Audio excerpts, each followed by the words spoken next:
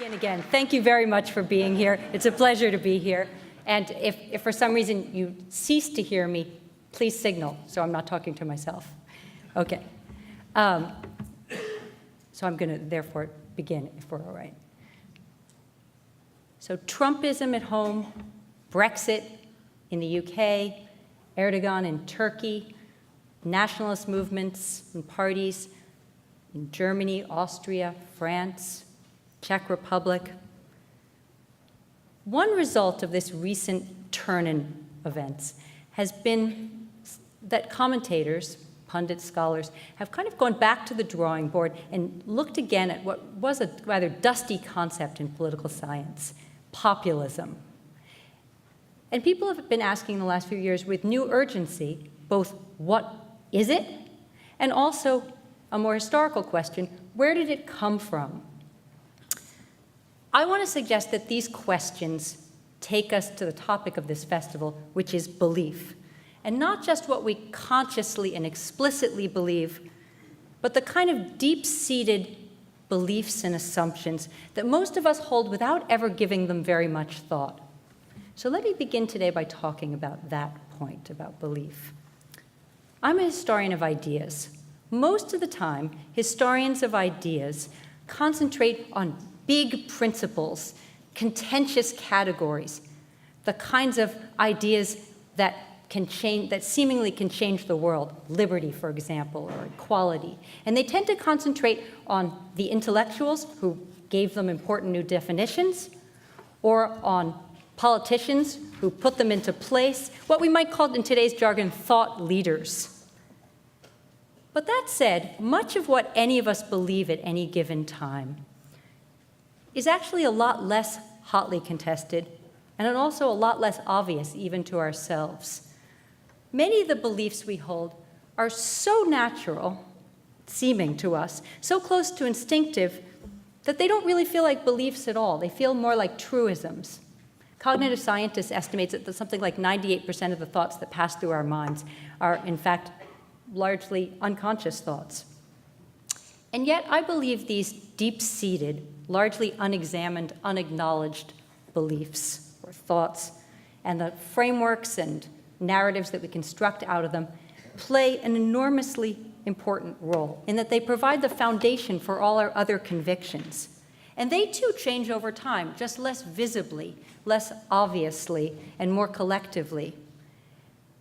And it's these unexamined frameworks and assumptions that interest me particularly as a historian, because I'm convinced that they're decisive in shaping our political landscape. Populism is, for me, a particularly good example of this. So let's begin with some sort of definitions here. It's actually easier to say what populism is not. Populism is not, I think, a doctrine or a set of obvious beliefs the way you could say Marxism is a set of beliefs. That's why it can't be the exclusive province of the right or the left. You can find populism across the political spectrum. It doesn't belong to any one national context. Its tenets change over time. So even today, you might say, is government-provided health care for all, or no government intrusion in health care a populist idea? It's really pretty hard to say. Populism, I think, is best understood not as a doctrine, but as something much looser. One of these frameworks that's built out of a kind of set of unacknowledged beliefs that can be continually remade and readapted in new contexts towards new ends. In saying this, I'm not saying something particularly controversial. There's a famous political scientist named Ernst Laclau who years ago said populism is kind of like a logic. But going beyond that, what I think is slightly more unusual in terms of what I plan to say is that popular political movements across all their historical and geographical differences share one thing in common, and that is that they depend upon a narrative framework that's centered on thinking about the business of thinking or coming to beliefs or finding truths. In less populist language, we might call this something like a narrative about epistemology, where truth comes from. And what distinguishes this narrative, and this is what I really want to talk about today, are two things that might seem funny to be put together, but that seem to go together in populism. One is a kind of conspiracy thinking, the conviction that nothing is what it seems, that nefarious and hidden forces are working underneath whatever appears to us to be going on. And that's combined with a conviction about common sense, that in fact, common sense is the source. What we know to be true by our basic everyday existence is the source of most truths. So how do these two things fit together that to me would seem to be rather at odds? And to this, I think, to answer this question, what I'm proposing is that we have to kind of look under the hood, which is to say not look always at what the claims of populist movements are, but on the kind of logic or frameworks that's underneath the surface. And what we find first is a conspiracy theory. And that sounds odd, but there is a conspiracy theory, I think, at the heart of all of this. And it goes something like this with variations. In most versions, the people, which generally means the real or authentic people, not necessarily all the people, since this is more of a kind of moral category than a sociological one. The real people have been robbed and cheated of something. What they've been robbed and cheated of turns out to be not just what you might think a sort of economic position or a political position, but something more fundamental, a world that accords with their sense of things, with their sense of what's true and what's false, of what's good and what's bad. And the robbery has occurred, the theft in some sense, has occurred at the hands generally of what are seen to be enemies of the people. In left-wing versions, this tends to be elites acting on their own. In right-wing versions, it's often elites acting in cahoots with some other out-group, maybe immigrants or a minority group of some kind. What's happened is that the enemies of the people, this combination of maybe plutocrats, journalists, academics, fat cats, the contours can change a little bit as to who they are, have over time substituted their obfuscating, jargon-ridden, ultimately self-serving and false way of perceiving the world and even talking about it for the people's homely, ordinary, practical, instinctive way of seeing the world, and left most people, therefore, at a disadvantage. So what's the solution in this story? And this is the kind of, I'm talking still about these kind of underlying elements of populism.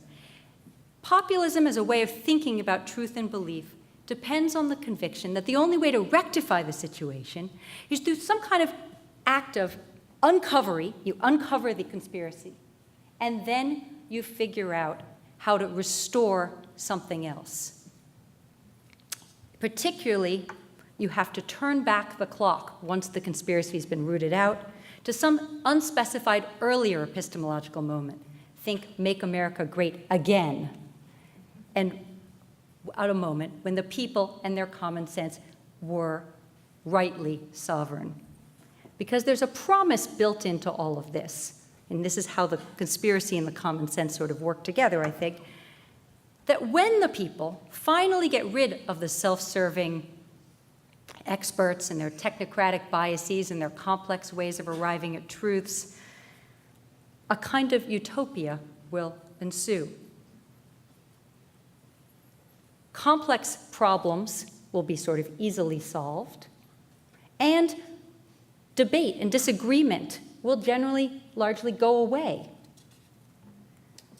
Because the understanding of this theory is, or the underlying idea, is that politics is particularly susceptible to solutions that come from the kind of kitchen table logic that all sensible people possess.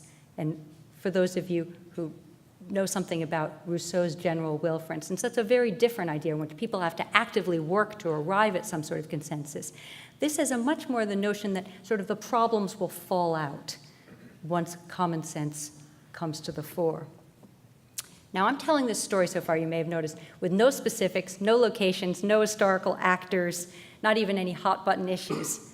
And I want to start really that way for a reason, because I want to emphasize that this kind of populism, this made up of this synthesis of a conspiracy-minded diagnosis and this kind of utopian solution about the end to agonistic politics, is adaptable enough and flexible enough to be reused in lots of places.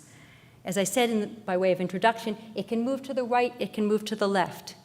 It can start at the top of the social hierarchy, it can start at the bottom. It would seem to be made for outliers to attack the establishment, but even reigning figures, politicians, can make good use of this by saying something else, whether it's the deep state or Wall Street bankers or journalists or immigrants or something is standing in the way of the realization of the real people's answer to these questions.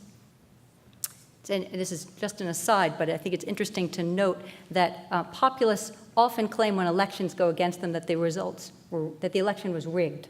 And that's partly because there's no space in this for a kind of pluralism. It depends upon the idea that there is such a thing as a single people's common sense. But this populist narrative is particularly protean because it's made up of suppositions at the lowest level, not, I think, about economics or explicitly political questions. It's rooted in notions of epistemology about how and where truths to live by or valid beliefs can be found, and how they should be talked about and how they should be acted on. But once we do notice this, I think, interesting epistemological narrative underlying populism, it pushes us back to the table in a different way. It forces us to ask again a question about history. Where did this come from? How did this set of low-lying beliefs ever take form? Which is partly a question about what is the relationship between this narrative and democracy, now, in the present, but also going backwards. Now, there is a standard answer to this question, a political historian's answer. John Judas, for instance, wrote a book some of you may have read and did very well in the last year on populism. He gives the very standard answer that populism is a product of modern capitalist democracy, and it's an American creation, albeit one that spread to Latin America and Europe quite quickly thereafter. In his telling, it all began in the 1890s with something called the People's Party that pitted the plain people against the plutocrats. In this, he's not inventing anything. He's in fact following Michael Kazin, a wonderful historian who explained this a long time ago, and people have been following for a long time this storyline. And it depends upon the idea that populist politics couldn't really exist without a party that took up this kind of populist rhetoric and used it for various purposes, and created the notion that there was both a group of people who were forgotten but constituted the majority. And that was this People's Party. And I think there's some really good wisdom in that. However, if you start thinking about populism as not a party platform, but something deeper and more structural, as a kind of framework, I think you have to go back deeper to that. If it becomes a way of thinking about thinking, I would say populism precedes, at least in its roots, modern democracy, and at least initially is one of modern democracy's building blocks, not one of its products. And to my mind, furthermore, the story doesn't begin in the United States. It's older, and it begins going all the way back to the Glorious Revolution of 1688, a key moment in the birth of modern politics across the West. For it's in the very late 17th century, immediately post-revolutionary London, when common sense as an idea had already lost its old notions of being an Aristotelian sense, a kind of sixth sense, and had been rethought as something like an ordinary capacity to make sense of the world, that it was reimagined as a new kind of authority. a very different kind of authority and considerably less absolute than the authority of kings or great books or philosophers of the past or clerics or any of the obvious sorts of authority, though this story, as we'll see, doesn't necessarily come from down below. It can still be crafted from above. But we have to imagine ourselves back, I think, to begin to make sense of populism, back into a world that in some ways isn't so foreign to us, which is to say that the world after the Glorious Revolution involved a certain amount of experimentation in two dimensions. One, an opening up of the press so that pre-publication censorship ended for the first time in English history. And second, an experimentation in terms of religious toleration, limited, but still allowing multiple religious creeds to thrive at once. And soon, of course, what did this produce?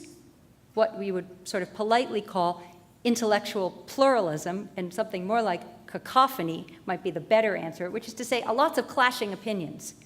And the question emerges in this context, an important political question to this day, very modern-sounding questions.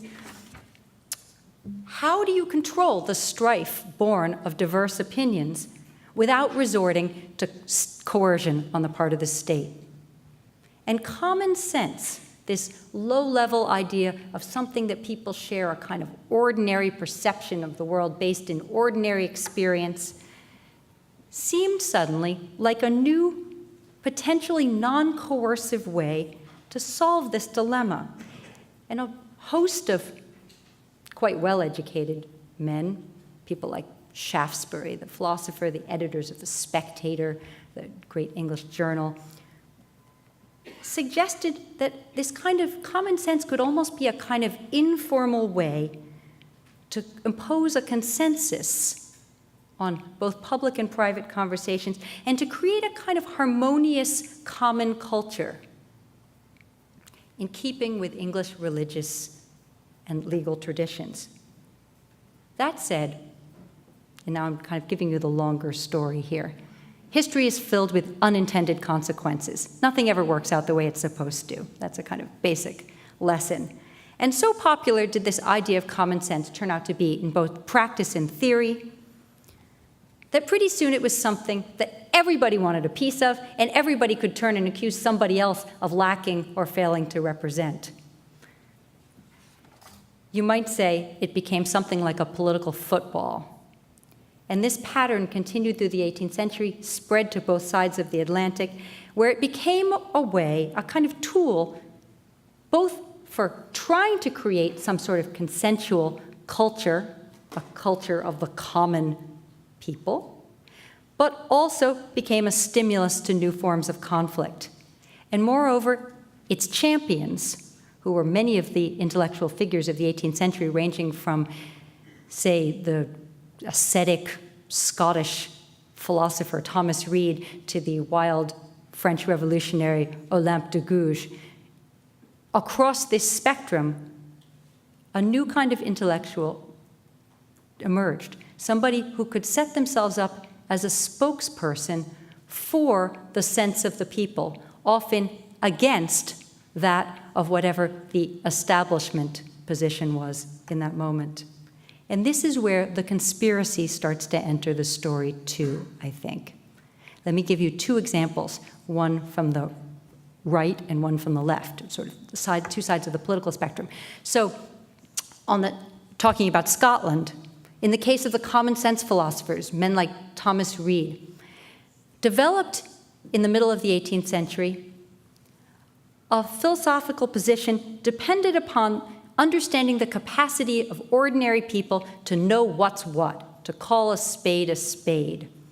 And they did so to pretty conservative ends. Their goal was to defend the moral and religious status quo against skeptics and to assert that there's some things we just all know. We don't have to talk about them a lot because we just know them. For instance, that God exists. And the best way to live would be in accordance with those basic ideas. But at almost the exact same moment, on the other side of the channel, if you moved across to Amsterdam, you'd find a bunch of much more radical men, an occasional woman, most of them aristocrats who'd fled France in disgrace, or defrocked priests who set themselves up as a kind of demi-monde, and used the notion, in this case of le sens commun, or le bon sens, good sense or common sense, to the exact opposite purpose, to prove that there are some things we all know when we get rid of the obfuscating language, and among them are things like that God doesn't exist. And this could be a starting point for political, moral, even sexual liberation. All you had to do was expose what the authorities were touting as the way things were, and show through very ordinary sense perception, for instance, how wrong they were. And then, finally, if you get to 1776, you'll probably know where I'm heading. You cross the, not this time the Channel, but you cross the Atlantic, and you land in Philadelphia, the city I now live in, and you'd find Thomas Paine very cleverly, he was kind of master rhetorician, with just a little bit of sleight of hand, rolling it all together, combining these two kinds of common sense thinking, adding a little bit of the kind of local flavor of Poor Richard, of Ben Franklin's imagination, the kind of plain-spoken hometown hero, and claiming that he was simultaneously, this is Paine, voicing the consensus of the existing American people, their common sense, despite the fact there are no American people, and he himself is a Brit who'd arrived several months earlier, and telling them what they ought to think if they didn't want to be taken as idiots. And there's a kind of double play there. And then he goes one step further, even more remarkably, and attaches the whole notion to a very particular political form, popular sovereignty, suggesting that it was not only commonsensical to separate from England, as he said, who ever heard of an island ruling a continent, a good common sense metaphor there, but moreover, it was obvious that the people's common sense ought to rule the day, that the common sense of the people should be put into practice as the foundation of government. And pretty soon the state of Pennsylvania, by the end of the year 1776, was trying to craft a first state constitution that made this a working document. In other words, they tried to turn common sense, and succeeded at least briefly, into the basis of a political order. And in this way, you might say that democratic populism, a kind of faith in the fiction that the people and their instincts could lead to a perfect politics, was born. I want to suggest that democracy, as it takes form in the late 18th century in North America, and as we continue to live with it in a certain sense, is always been about a blend of, on the one hand, liberal constitutionalism, and on the other, this kind of populist notion of sovereignty. The balance between them shifts over time, but neither of them ever goes fully away, and they're both rooted in certain but distinct assumptions about self and community, and particularly about truth and belief. Indeed, you might say elements of this populism that you see taking form in the American context in Tom Paine are still with us in ways that we don't always notice, parts of the American political imaginary. If you look at the speeches of, now I'm going to deliberately pick across the aisle, George W. Bush and Barack Obama, you'll see that both used common sense as a kind of touchstone sometimes. One reason was to suggest that they were eager to get rid of partisan politics and simply implement the solutions we'd all agree upon if we got rid of all the beholden inside the Beltway experts and just came back to the sensible solution to things. For instance, the common sense gun laws are labeled as such to suggest this is the sort of obvious consensual point we might come to. Also, both presidents used common sense to suggest that, despite their pedigrees, that they were ordinary folks in the end of the day, that they were using, regular guys using the same kind of logic you might use if you were sitting at your kitchen table trying to work one of these things out, far from the corridors of power. One might even say that in the US today, and in many parts of the world with actively invested in the idea of democracy, that faith in this imaginary capacity, this basis of wisdom and common sense, has become our common sense, something that we take essentially for granted as an obvious touchstone, not something we talk about a lot. And here I'll say that simply that for those of you who know the work of Hannah Arendt after the Second World War, she's very unusual in trying to have theorized common sense and tried to imagine its function in a democracy. She imagined it created a kind of common public sphere. But most of the time, common sense goes without saying, because that's the whole point of it. To announce it too much is to make yourself precisely into somebody who says nonsense or an idiot, back to Paine's ideas. That said, though, there's another side to this story, and it's just as old, and I think it's just as enduring, and the present moment testifies to it as well. For as democracy has grown everywhere more complex, the issues at stake are more complex, the procedures are more complex, the way we talk about politics is more complex, and as it's become harder and harder to imagine who the unified people are, recourse to talking about or imagining this story of conspiracy and common sense has also been very useful in undermining democracy. So in the same way that this story can prop up the imaginings necessary for democratic politics to work, I think they can challenge, if not undermine them, just as fully. And the roots of this tendency, I would say, also are not new, but go all the way back to the age of Atlantic revolutions. Almost immediately, Paine's and Pennsylvania's efforts to craft a state government that would operate on the basis of common sense produced a backlash in Europe as well as the United States in what might be called a turning of the model of democratic common sense against itself. It's not that the left-wing version disappears. In fact, in Paris in 1789, one finds, very fascinatingly, all kinds of spokespeople who might not have otherwise felt they had a voice, making political proclamations on behalf of common sense. So peasants, women, people who might otherwise not be able to sort of speak from the high threshold of reason. But that said, almost immediately a backlash sets in, and a group of Catholic counter-revolutionary writers figures out that common sense could be pretty useful to its aims as well. And it starts to associate this story of conspiracy and common sense with the restoration of the true values of the true traditional people.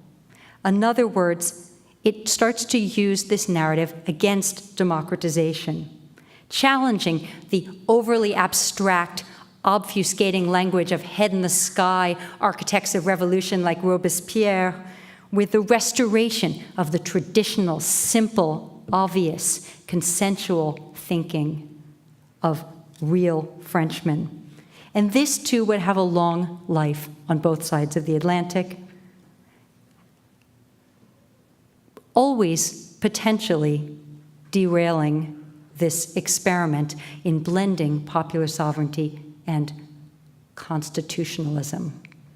For as we know from history, political movements built around populism, in particular this odd pairing of conspiracy and common sense, carry considerable risks in practice, especially once democracies exist and are up and running. And I think this is where actually Hannah Arendt said too little about the risks of this model.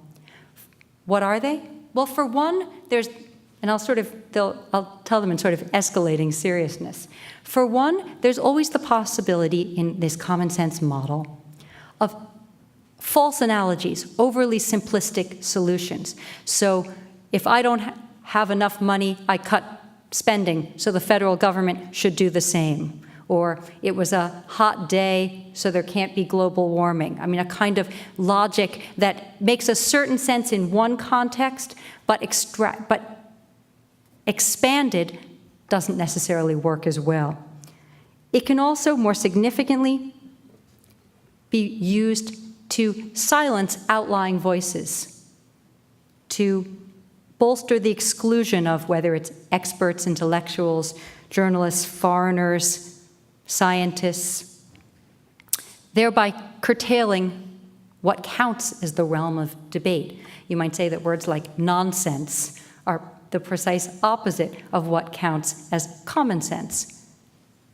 And just in a slightly more extreme way, it can be used to engender mistrust of all establishment sources of knowledge or expertise as inherently biased, and can produce the phenomenon that sometimes gets called nowadays post-truth, and which means that common sense, in a sense, does itself in because it undermines any effort to find a consensual common ground on which to build ideas about what to do in the future. And if that's not bad enough, I hope I haven't made you too depressed yet, common sense populism can at worst be used to promote a kind of demagoguery. That is the seizure of power by one charismatic person, preying on popular resentments and fears, as well as kind of popular susceptibility to flattery, who says, I know better the will of the people and their common sense than the people do themselves, thereby gaining both their passivity and their support. Which is to say that common sense populism with this conspiracy model in it can be used to challenge the very idea of fallible and contestable judgments by shifting majorities, which is really at the heart of democracy. And then I think you can say this kind of populism starts to shade into authoritarianism. As the great Russian-American writer Nabokov once said, the biography of common sense makes for nasty reading. It's not entirely clear what he was referring to, but certainly he had some sense that pluralism was going to be the victim. Is this what's happening now? Well, I think it's interesting to look at the present moment from the perspective of this historical trajectory. And I'm going to try to answer this question by looking at the specific phenomenon of Trumpism at the moment, but one could, either in the questions afterwards or by extrapolation, think about whether this holds in other settings in the world at the moment. I would say that there's one more twist in this story that's very recent, a twist that both connects the story of the Trump presidency back to Tom Paine and even back all the way to the Glorious Revolution, to this long story of democratic, populist common sense and conspiracy. Although in this case it's specifically on the right, not on the left. I would say that in recent decades this story has been more utilized by the right than the left, though there's no historical reason that has to be the case. But I think the story of the present also suggests the possibility of an impending turn or break in this trajectory. And the last part of what I'm going to say is really going to be about that. So Trump began his quixotic campaign for presidency in 2016 as the kind of embodiment of a pretty familiar to us now right-wing populism. Instead of deference to scientists, academics, journalists, even government authorities, he insisted upon talking about the wisdom of the people. And of course, again, it didn't matter that his own position was not part of the people, economically or educationally, but that's a common trope. And in place of fancy studies and research and expertise of various kind, he insisted that he came to his conclusions and his ideas out of ordinary living in the world, instincts cultivated in the real world of buying and selling rather than more rarefied spaces. As he told a journalist for the Washington Post that summer, he doesn't need to read or study history because he always makes decisions, quote, with very little knowledge other than the knowledge I had, plus the words common sense because I have a lot of common sense and I have a lot of business ability, unquote. It's not a particularly eloquent statement, but such claims have a long modern pedigree from, he was borrowing a little bit out of the playbook of Ronald Reagan, who resuscitated Tom Paine, very interestingly, in the 1980s as a hero for the right rather than the left, and has continued onwards. I can think of lots of different examples. Some of them are kind of funny. One of the silliest is when Herman Cain, some of you may remember from recent election cycles, ran for president. He called himself professor at the University of Common Sense, and claimed to have been brought up by a father with a PhD in the subject.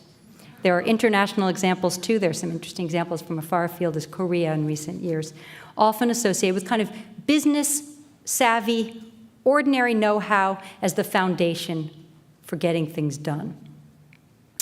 Many of Trump's early policy proposals also follow in this vein. When he announced a few months into his campaign that the solution to illegal immigration was to build a really big wall on the southern border of the United States, in a sense, it was that kind of logic.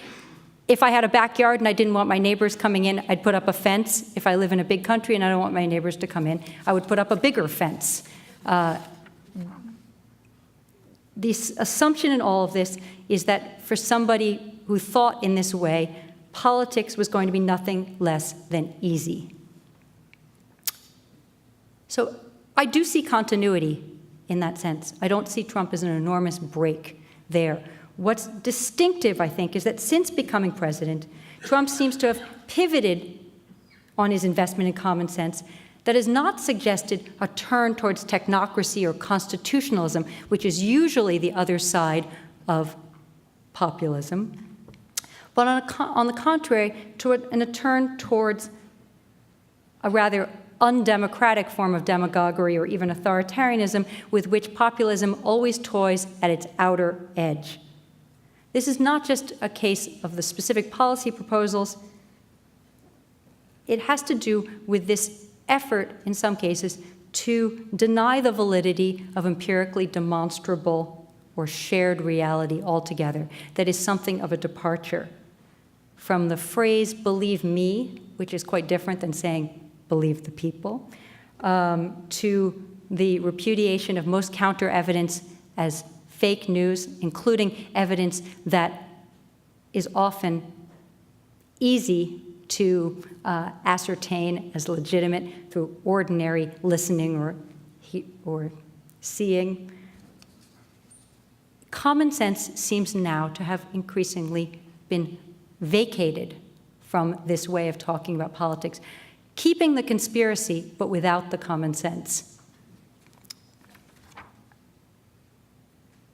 And it seems that the form of lying, there's lying always in politics, but the particular form of lying has less to do with pulling the wool over the people's eyes currently than with asserting a certain power to shape the truth or reality. Masha Gessen, some of you may have read, has had some interesting things to say about this. And I would say that this is lying in an authoritarian rather than a populist or common sense vein, since it doesn't even pretend that power to determine what's true should lie with the collective people. And when common sense and conspiracy become disentangled, the populist narrative does too. And ironically, it turns common sense once again, I think, into something more like a tool of opposition or resistance rather than to a piece of the ruling creed. I won't say more about that now. I want to end and have a chance for you to ask questions and also to hear from you. I'm happy to talk about what might be done or not. I don't think historians have anything like a crystal ball, but I don't think they need to shy away from ever having making normative judgments of any kind either. And I will be interested to hear what others think. But I wanted to just conclude by coming back to where I began, which is to say, when we ponder, either as historians or as citizens, only the latest headlines or the issues of the day or the most explicit of controversies, and we fail to notice the inexplicit beliefs and assumptions that all of these more obvious issues depend upon for them to have meaning or make any kind of sense, I think we do so at our peril. Populism is in the end, is an incredibly powerful set of beliefs about what and who we should believe. Thank you.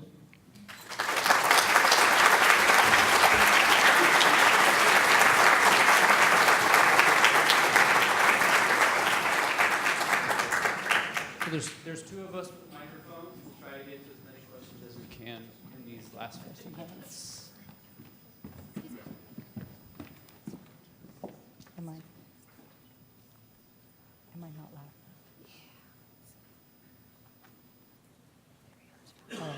What are your normative judgments about what should be done? So, oh dear.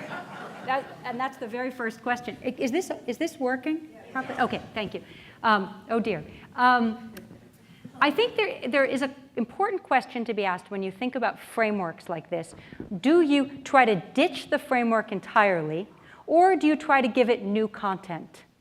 And I don't think that, well, it's easier to say what won't work, isn't it? It's easier to say that simply fact-checking all the time or something like that is going to create a new set of norms.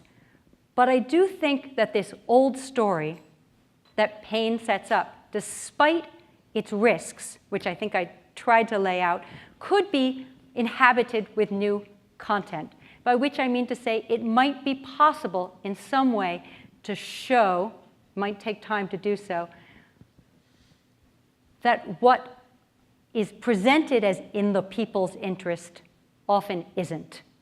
That, in other words, to try to turn this framework, this narrative, back on itself and to maybe beat populism at its own game, if that makes sense, rather than to try to find a whole new register, since I think American life depends upon, in some ways, this constant balance between popular sovereignty and constitutionalism.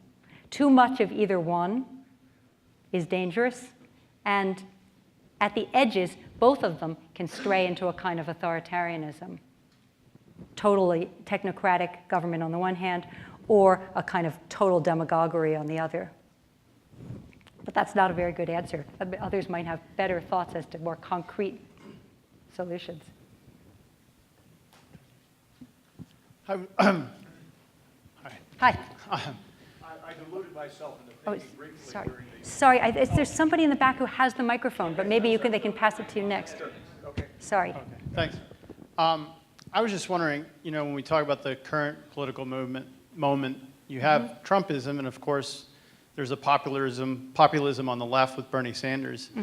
And I didn't know, it seems like a lot of what you're saying seems to trace populism a little bit to this sort of feeling that I'm losing somehow. And I'm wondering what your thoughts are about whether this scope of this distrust of norms and authorities is just broadening out so that we get things like even this idea that civility is somehow something that we ought to get beyond and ignore because it holds us back. If you think this is just a more pronounced version of the same thing when we see attacks on even civility itself as... Right. Yeah. And civility is interesting because it's not unconnected to notions of common sense. Civility, or what was known in the 17th, 18th centuries as politeness, was another one of these kind of regulating concepts that sort of said, we don't all have to agree, but there have to be certain rules of the game. We have to agree on a certain amount of kind of, this is what the world looks like, which is maybe facts, which would be the common sense, and certain rules about how to relate to one another. Decorum, civility. Universities still talk a lot about civility. That's a common theme. We could talk about whether for better or for worse. And I think you're right that we're seeing a coming apart of both of those phenomena. So they're happening perhaps across the spectrum politically, though the pattern globally at the moment is that they're happening with more intensity on the right than on the left. That could shift. I don't think there's any reason that one has to prevail. But part of the phenomenon of Trumpism is also, I think, an attack on, as you say, civility or decorum or manners, sometimes called political correctness, which might be another term for saying the ways we don't say things that are incredibly offensive in order to create a certain amount of civility. So I do see those things going closely together.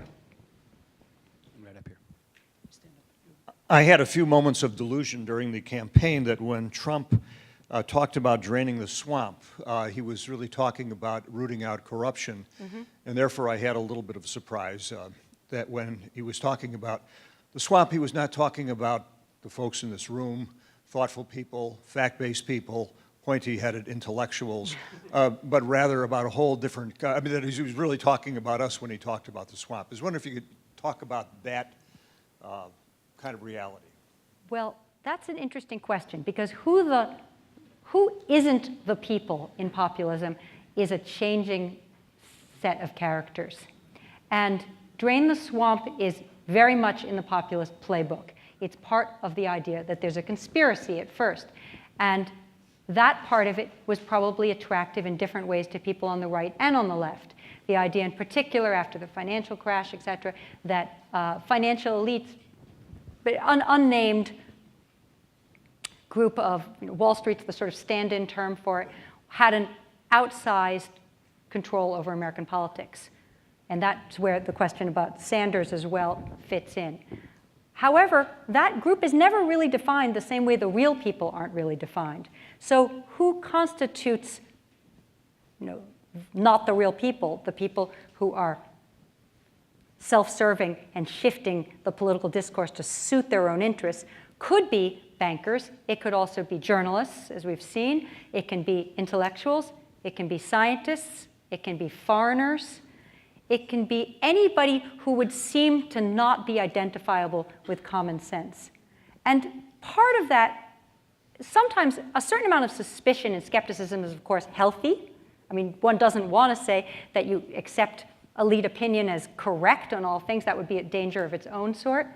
But the problem in many cases with this kind of drain the swamp language, I think, is that the more complex issues are, science, economics, for instance, the more they're not actually susceptible to common sense solutions. I understand that frustration as a non-scientist myself, for instance. I wish I understood better scientific questions, but I also have to accept that in my case, what I don't know, I better in some sense defer to experts to understand this. If I reject the idea of expertise in any realm, there's the danger that I think that my common sense can answer questions in any domain.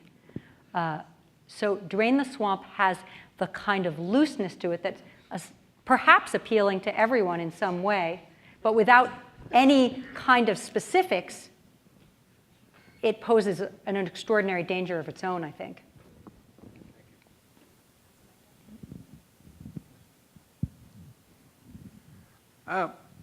In your little example of how out of common sense you come with solutions like building the wall, you skirt the whole issue of whether the person who is saying this stuff really is simple-minded himself, or whether he's just exploiting the simple-mindedness of his hearers. I think that's the key issue.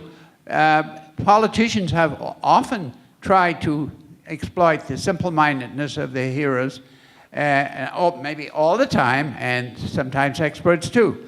But some of us think anyway that in the case of Trump, we're dealing with a simple-minded person who's never read much of anything, and therefore really believes the stuff that he's mouthing a lot of the time.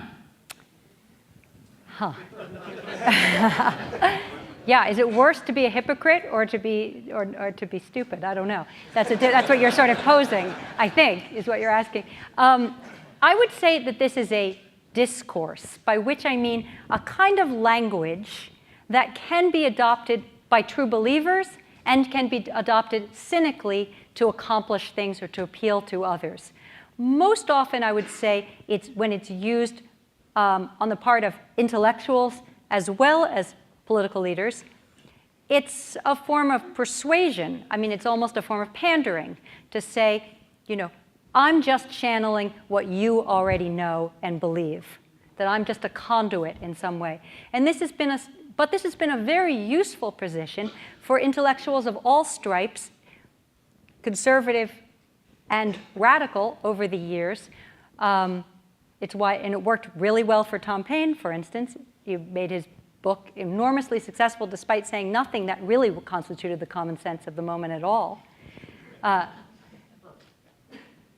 In Paine's case, I think he was incredibly clever. In Trump's case, I don't think I know enough to say when he's being cynical and when he really believes his own rhetoric.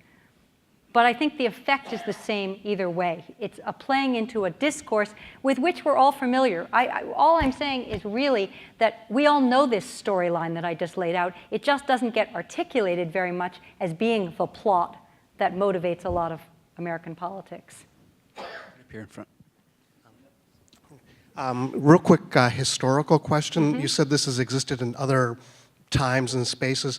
When has it existed and evolved into something that's healthier, more whole, more complete? Yeah, I mean, my example, I'll start again with I think it doesn't exist throughout history permanently, and I think there's every chance it might not exist long-term in the United States or elsewhere, but it has had a run from the age of revolutions to the present, and throughout history, actually, it's modern history, that is, it's often been a very useful tool for people being able to speak who might not otherwise feel they have the authority to do so. To speak from common sense is to speak from something rather humble, and it gives authority to people to say, I don't have all this education, I don't have a position of prominence, but I can tell you my lived experience is X. And that's a kind of politics I don't think we necessarily want to move away from. It's important in lots of different ways.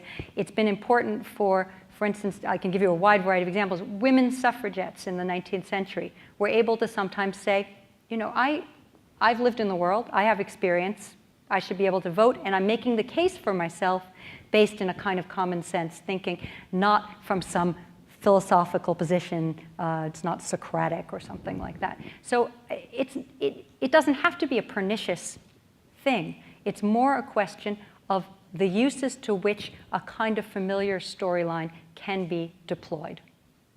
I hope that answers the question a little bit.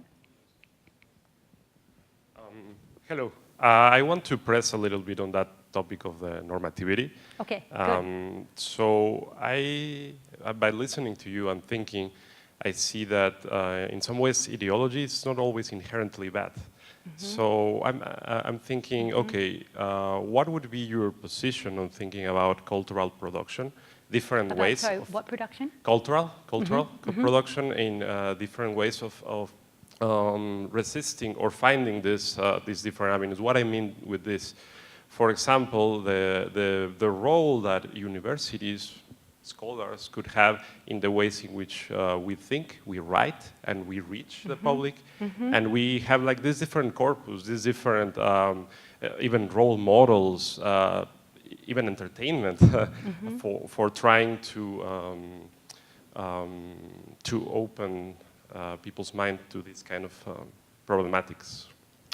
Yeah, that's an interesting question, and particularly this part about what role academics can play in this, or universities as a whole. I think universities will be more and more important in this struggle in various ways, in two ways. One, it's important that universities model and teach the kinds of values we want to see in citizens, which is to say both a healthy skepticism, but also learning methods for arriving at truths, learning methodically how to determine what's true and false in ways that can be reproduced and are testable, and the kinds of things you learn in everything from a history classroom to a science lab. So I think teaching students that is fundamental. It has to start, though, before universities, certainly.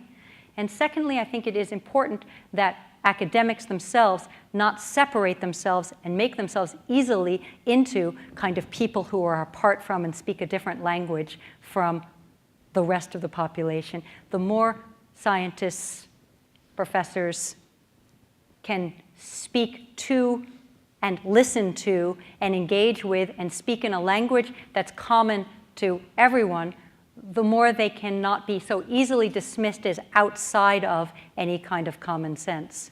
So I think it's incumbent upon a kind of translation act that we not sort of sit in our offices talking to each other in some arcane language. You know, maybe easier said than done, but as an ideal. So I'm sorry, but we have time for just one more question I think today. there's somebody in the back who's had, okay. Sorry, just had a hand up for a while. So since populism has as one of its bases an identification with the people, and we can look at what's happening in our country today and say that the people who initially accepted this populism and were going to be the beneficiaries of it, when do they start learning or determining that they are not beneficiaries, and when do they start doing something, and how does that, or how Right. historically has that happened? Right. And what have, is there a new populism that forms? I think that's, this, what's it called, the $64,000 question or something like that. What's your normative judgment?